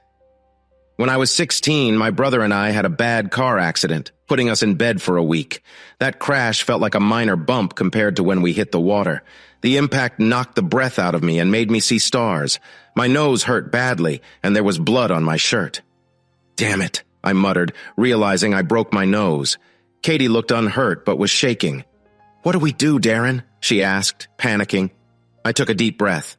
The door behind us had blown open, and through the window I saw the emergency slide pop out. I grabbed a seat cushion and a yellow life vest, helping Katie into it. Passengers were already jumping out of the door. I put on my life vest and pushed Katie forward. She turned to me, red-faced. "I'm sorry, Darren. I'm so scared. I wet myself." I encouraged her to keep moving. "Don't worry, Katie. We'll all be wet in a few minutes. No one will notice. We might all need a change of clothes after this." The crew was doing a great job getting everyone off. I helped some older passengers, then saw no one was behind me. The water was almost knee-deep inside the plane. I grabbed bottles of water from the galley and threw them out the door. A frantic flight attendant asked, "What are you doing, sir?" I kept tossing the water bottles. "It's hot outside. We can't drink seawater," I said, continuing to throw juice and milk outside. A man with pilot wings waved us out. "Get out! Everyone else is evacuated." He jumped, and I motioned to the attendant. "Ladies first." Then I jumped out after her. An old pilot saying goes, "Any landing you can walk away from is a good one."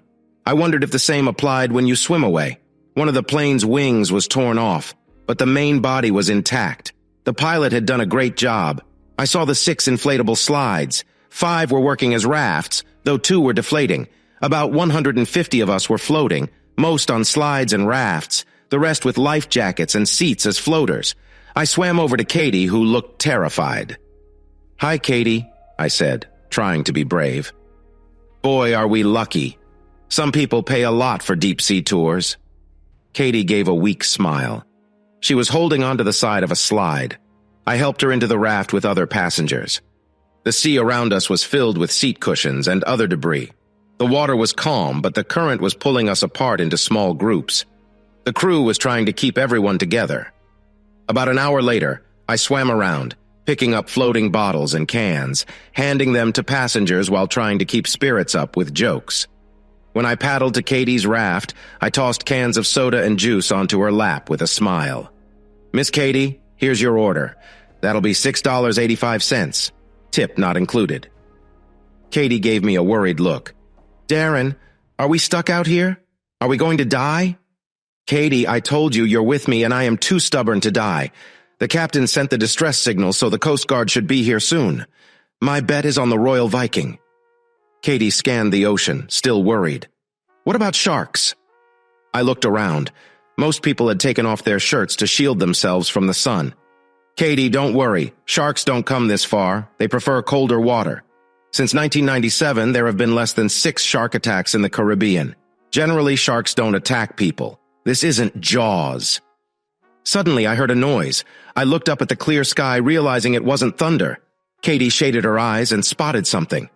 "It's a boat! It's a boat!" Katie screamed, jumping on the slide raft, then fell into the water with a splash. Everyone pointed and shouted. In the distance, a big white shape appeared on the horizon. "That's no boat!" I yelled. "That's a ship! That's the Royal Viking!" It was the prettiest sight I'd ever seen.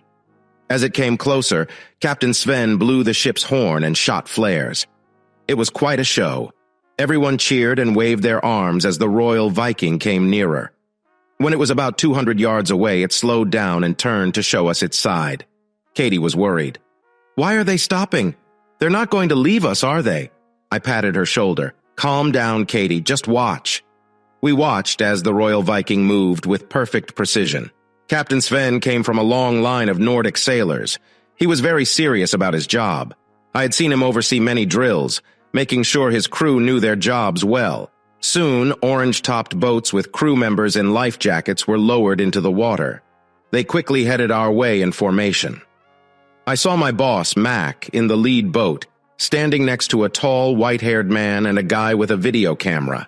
The ship's decks were full of people waving and cheering. The flashes from cameras were everywhere. The rescue boats formed a circle around us and began picking up the wet and thankful plane passengers and crew. I started to enjoy the warm water. I helped others get onto the rescue boats. Soon, almost everyone was out of the water. I swam to the lead boat and saw Mac looking down at me with a grin. "Darren, you silly worm, get in the boat!" I reached for his hand, but then saw the white-haired man shouting and waving. I turned and saw Katie had drifted about 20 yards away. I let go of the ladder and swam towards Katie. "Darren, you fool, get back here!" Mac shouted. I reached Katie, who was floating on her back. She smiled and said, "Oh, Mr. Dew, I want to stay and play in the water some more." For a girl who was scared an hour ago, her mood had surely changed. Typical teenager. I laughed. "Come on, they're waiting for you." Then I saw something behind her. My blood ran cold. 2 shark fins were heading our way. I tried to stay calm, but my heart raced. I took off Katie's life jacket. "Katie, quick, get on my back and hold tight." "But why?" she asked. Then she saw the fins. Katie wasn't the only one who noticed. Everyone in the rescue boats was pointing and shouting. "Swim, you fool! Hurry!" Mac yelled. I needed no encouragement. I swam faster than ever. Something large bumped into my stomach. I almost lost control. I was just a few yards away from the boat. Everyone was shouting encouragement. I saw the white-haired man screaming Katie's name. My hand touched the side of the boat.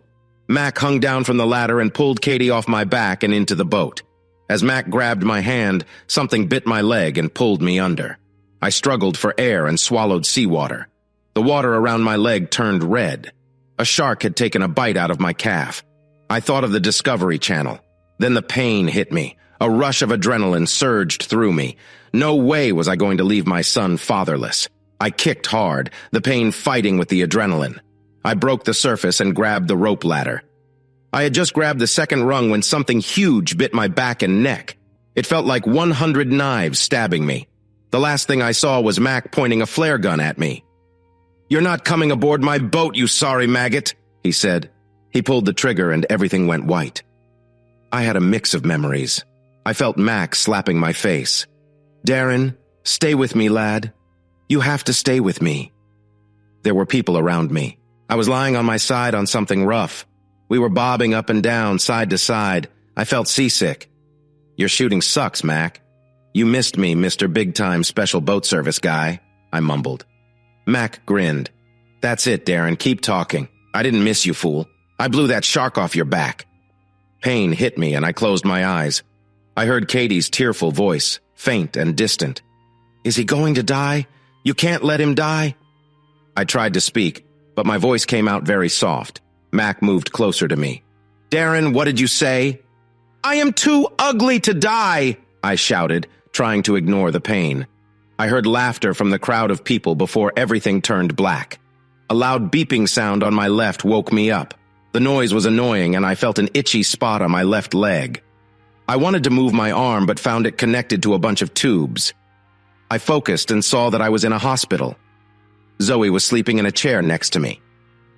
"Oh, I see our special guest is finally awake," a nurse said as she walked in carrying a bag.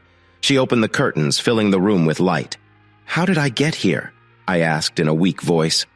The nurse made some adjustments to a monitor before answering. "When a high-ranking member of Congress wants something done, people listen." Zoe jumped out of her chair when she heard my voice. She hugged me and buried her head in my neck. "Darren, I was so worried. We almost lost you a couple of times. You lost so much blood. The shark bites on your back got infected. You didn't respond well to antibiotics. They put you in a coma to help you heal. You've been out for almost 3 weeks. If you hadn't made it, I would have just died."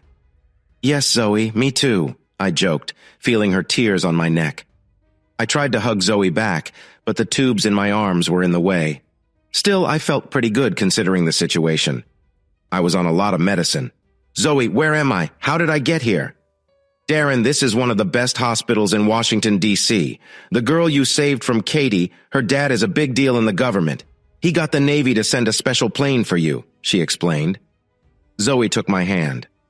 "They weren't going to let me on the flight. I told them they'd need the whole army to keep me away from you." She went back to her chair and pulled out her laptop. She pressed a few keys and put the computer on my lap, turning the screen toward me. "Darren, you know you're a star now." I watched as the story played out on Zoe's laptop. A reality TV show crew following the congressman had recorded everything. The episode was called Too Ugly to Die. They made me look like a mix of Rambo, John Wayne, and Superman. According to the show, I was responsible for the plane's safe landing, rescuing all the passengers, saving the little girl, and even fighting off giant sharks. They even added a colorful version of my pirate adventure. All that was missing was a knife between my teeth, a bottle of rum, and an eye patch. When the screen went blank, I turned to Zoe. "What? No footage of me saving kittens from trees?" Zoe laughed and pressed a few more keys, turning the screen back to me. The laptop showed clips of people, college kids, high school students, senior citizens, even babies in strollers, wearing T-shirts with a shark and an old-fashioned pirate character with a red circle and line through them. Bold letters above and below said, "Too ugly to die." I just shook my head, but Zoe clapped her hands. "Darren, it's gone viral. A man came to ask if he could make T-shirts, mugs, stickers, and other stuff. I told him yes. You don't mind, right?" I just waved my hand. "Zoe, if you can make some money off this silliness, go ahead." Zoe hugged and kissed me. We didn't make a lot of money off the Too Ugly to Die stuff.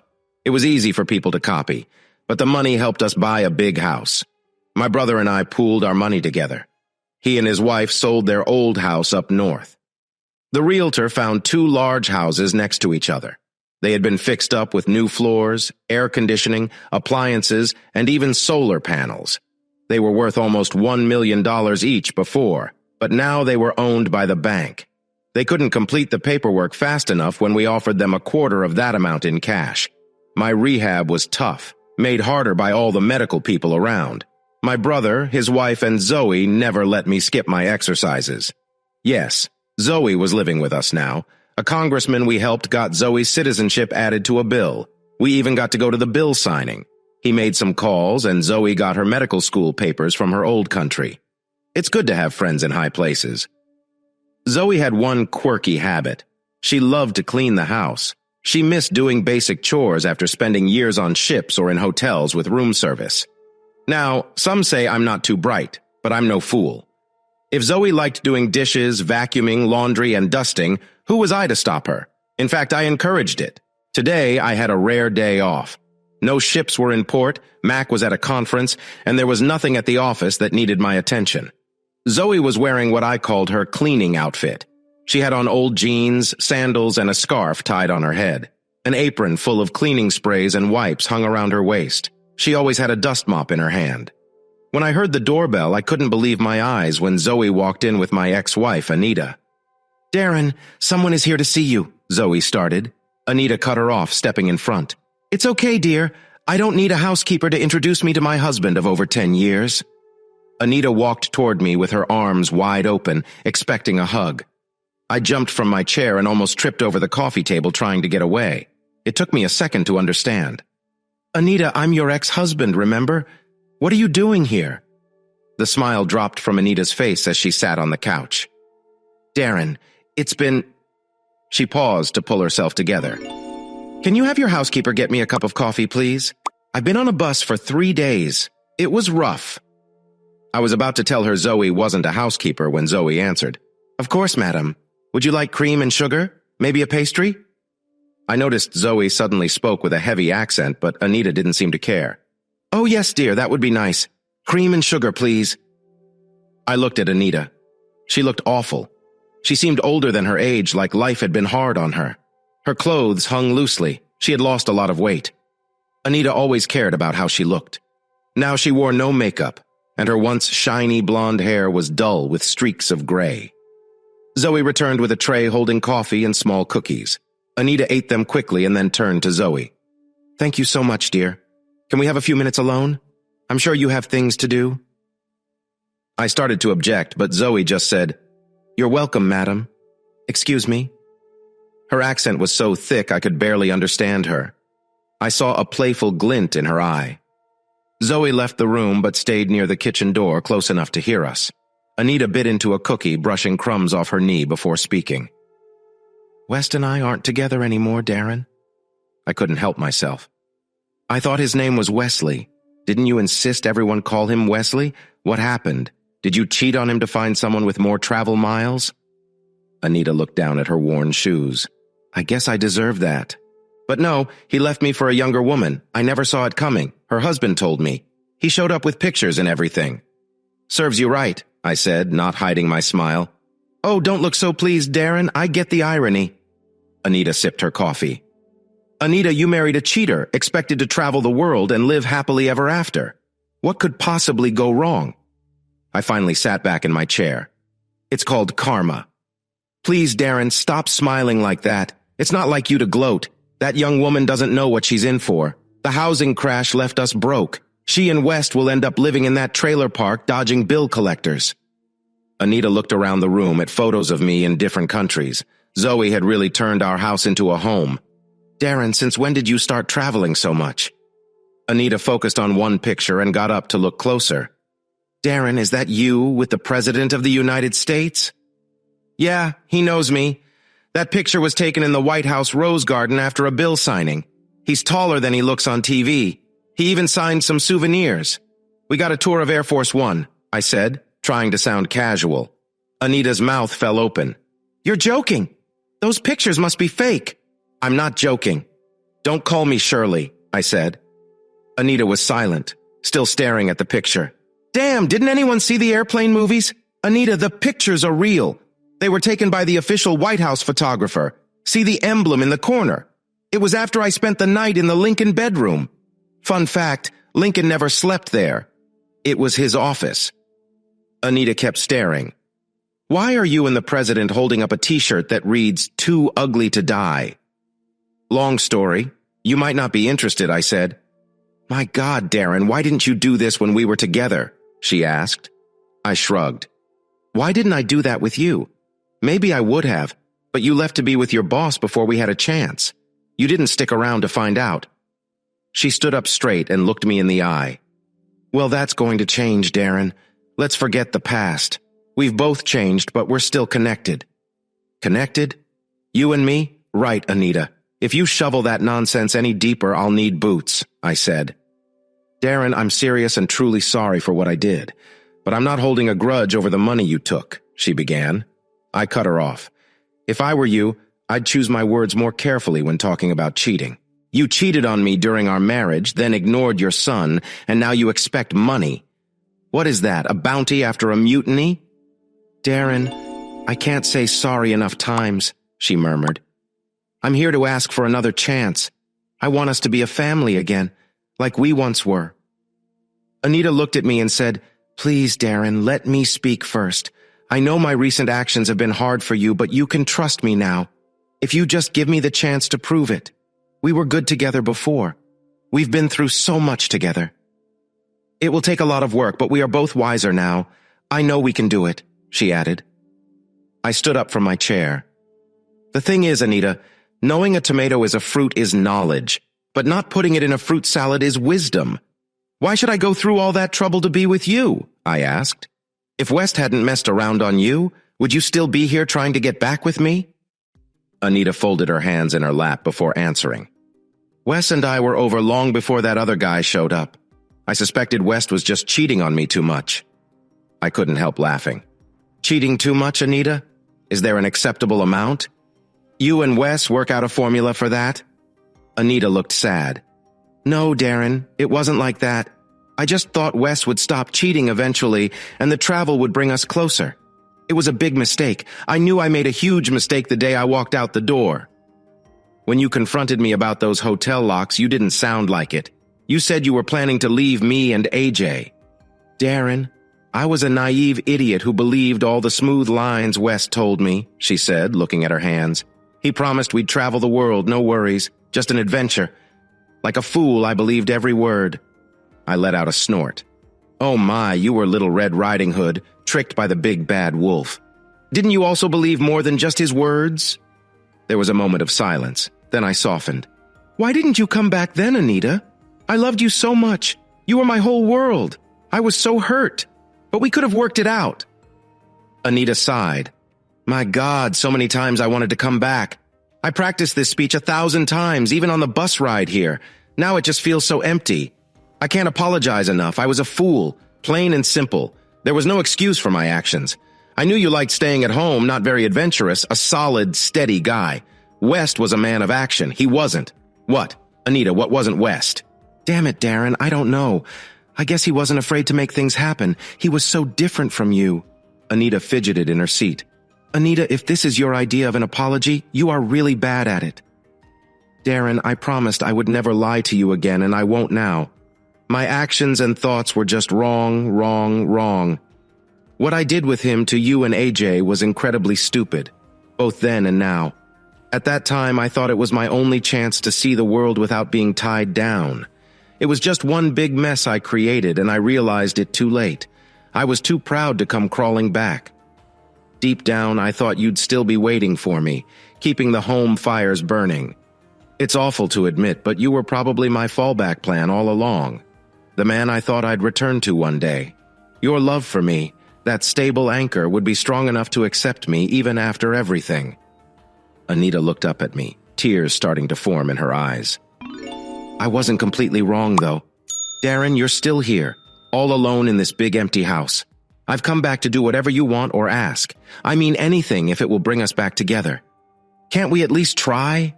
That ship has sailed, Anita. I got to give Anita credit. She didn't give up. Please, Darren, can't you give me the chance? I know about the dates your brother tried to set you up on. They were a total disaster, weren't they? She took my silence for a yes. Look around, Darren. You might think I'm damaged goods, but I'm still the best person for you and AJ. Do you really think you can find someone who will love you and AJ as much as I do? I've had my reality check. If you face it, for better or worse, I am the best bet you have. Damaged goods. Best bet I have, right? You think I can't replace you? How wrong can you be? I motioned toward the kitchen for Zoe to come forward. Anita, I don't need to bet. I have a sure thing for AJ and me right here. Zoe stepped up, taking my hand. Now it was Anita's turn to be stunned. She looked shocked. You are dating a maid? You would choose her over me? No, Anita, I'm not dating the maid. I'm engaged to her. She's a doctor who speaks 7 languages. But Darren, I was your wife for 12 years, the mother of your child. Anita stood up from the couch. My God, Darren, she looks like she just got off the boat. She barely speaks English. Zoe had a mischievous sparkle in her eye as she reached out, shaking Anita's hand, then spoke in almost perfect English with just a hint of an upper-class British accent and steel in her voice. Hello, Anita. In fact, I did just get off the boat. You remember the Royal Viking, don't you? Anita's eyes widened as Zoe continued. Welcome to our home. AJ is a fine boy. I enjoy spending time with him and Darren. Anita was speechless. Then she saw my favorite picture hanging prominently over the mantel. It was of Zoe and me on the Royal Viking, her in a stunning evening gown with me in my tux. Anita put the pieces together. You? She sputtered at Zoe, the woman from the cruise ship, the one sitting next to Darren at the captain's table that night. Guilty as charged, Zoe said with a smile. Do you want to stay and talk to AJ, or do you need to leave? Speak of the devil. And he appeared. Just then, AJ came running into the house, slamming the door. Despite us telling him many times, AJ was holding his skateboard and wearing an oversized, ugly t-shirt. He had earphones hanging around his neck. We heard him talking loudly before he even reached the room. Hey, Dad! Whose beat-up old suitcases are by the door? AJ walked into the room and stopped when he saw Anita. He cursed in what I think was Finnish or Norwegian. Zoe broke the silence. AJ, your mother traveled 3 days by bus to see you. AJ replied with the tone only teenagers have. The bus? What happened, Mom? Did your broom break down? Watch it, Zoe and I said together. AJ looked around the room. Where's your old husband? You know that guy? Anita was stunned by everything and now AJ's attitude. Son, that man, Wesley, and I are no longer together, she said. AJ thought about that for a second. You cheated on him too? Is that why you came to Florida? Going to cruise the senior centers trying to find another husband? Should be lots of candidates for you at the retirement home. Stop that right now, I ordered, but I was having a hard time keeping a straight face. AJ kept going. Mom, my friend's great-grandfather still lives with them. You might like Papa Jose. He is just your type. I mean, he's really, really old, like almost 100. I walked toward AJ, but he kept talking. You know, Mom, Papa Jose uses a wheelchair, but with all the new pills, plus your help, you might be able to make it work. Do you want me to set you two up? Anita fell onto the couch, crying. I grabbed AJ's arm and pulled him into the kitchen. AJ, what has gotten into you? You can't talk to your mother like that. AJ answered, defiant. Come on, Dad. We both know Mom betrayed this family. She left us faster than a rapper running from a drug test. Now, AJ, that is not true at all. AJ said a German curse word before continuing in English. Dad, you can't tell me that Mom didn't jump into bed with the first good offer and leave us hanging. He saw the look on my face. It's okay, Dad. I heard Uncle talking to Annie about it one night. I don't want anything to do with that traitor. I'm not giving her another chance to betray us. I took a deep breath before speaking. AJ, listen, I'm not defending what your mom did, but let's try to consider her whole time with you and be civil. Did I beat her up? I wanted to, but I didn't. Right. Think back to when you were sick in the hospital as a kid. Who was always by your side? Mom. Who took care of you at home? Mom. Who taught you when you couldn't go to school anymore? Mom. After all those years of what she has done for you, don't you have a little room in your heart for her? I could see AJ was weakening but still angry. But Dad, how do we know she won't leave us again? I trust Mom as much as a drug addict around a stash. AJ, you're old enough to know that none of us are perfect. You might get along better with your mom now that you can see her as a person. Remember what the chaplain on the Royal Viking you like so much said, hate the sin, love the sinner? Dad, just because Mom goes to church doesn't make her a good person. If I stand in a garage, it doesn't make me a car. AJ's words said one thing, but his body showed he was conflicted. Son, just for me. Go into that room, talk with your mother, listen with an open mind to what she has to say. Can you do that? It's all I ask. AJ shuffled his feet a few times. Okay, Dad, I'll do it, but only because you asked me. As AJ spent time with Anita alone, Zoe cornered me in the kitchen. Darren, your old wife is like a broken paddle, useless. I peeked around the corner. Anita was still talking with AJ. I turned back to Zoe. What did Anita say? Darren, your old wife's company fell apart during a housing problem. Everyone lost a lot of money. Anita foolishly let her old husband do the divorce because neither had money for lawyers, according to the divorce laws here. Both parties shared debt as well as assets when they split. I shrugged. It will be a hassle, but not such a big deal. She can declare personal bankruptcy like many people are doing now. Zoe shook her head. I don't think so, Darren. It looks like Anita and her old husband signed for many strange mortgages that can't be erased by the courts. Also, the taxman says she owes a lot of money to them. I winced. If you owe the IRS in America, you're in trouble. I know that's one of the few debts you can't escape, Darren. There is a bigger problem for Anita now. She has no money, nowhere to stay. Anita didn't have much of a plan beyond trying to get back together with you. I looked around the kitchen. Well, the house is big. We do have extra rooms. Zoe started swearing in another language while I tried not to laugh.